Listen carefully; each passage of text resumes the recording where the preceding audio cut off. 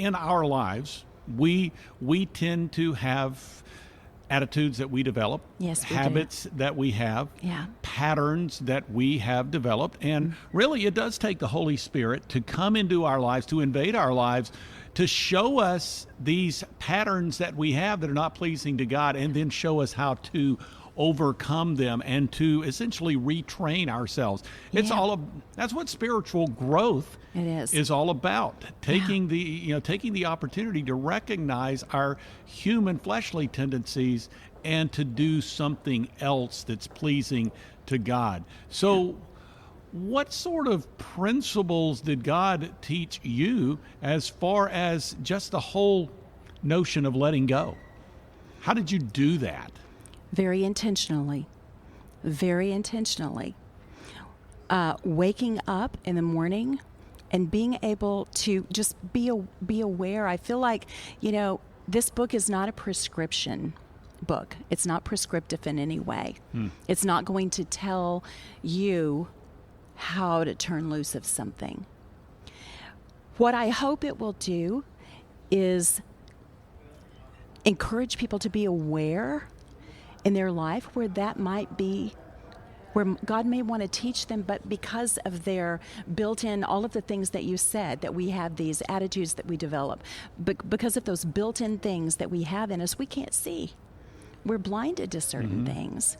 And so it has made me wake up every morning and open my eyes, and also it's made me think that nothing is coincidence. No meeting, no person that I sat down and chatted with here. There's something to be seen. There is, Bob Goff says, there's the thing beneath the thing.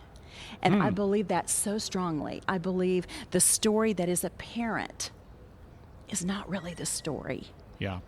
It's the thing going on. And that, more than anything, is really just God, really whispering in my ear like what is the thing you have in your ear, in-ear thing where somebody can talk to you in your ear? Right, like an earbud or something, like a intercom or something. Saying, see something. Yeah.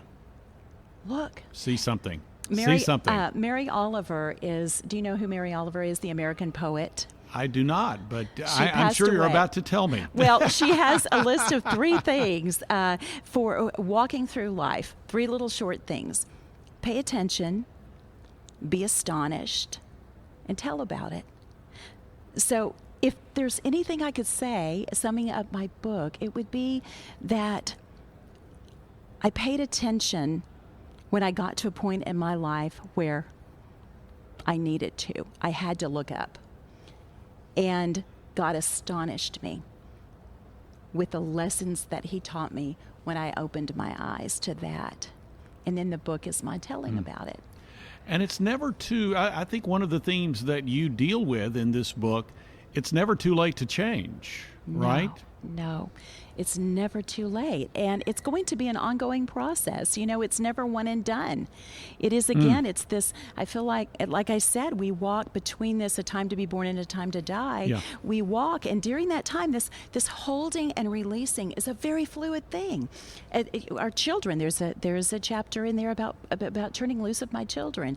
We hold them for a while, but in a perfect time, it's time to release them. And so it's this constant, I lost my mother a couple of years ago. I held her, I had her, and then I released her. And so it's this very ebb and flow of life. And I feel like, from the very first breath, that becomes life. To hold, unhand, and repeat in almost every cycle of our life.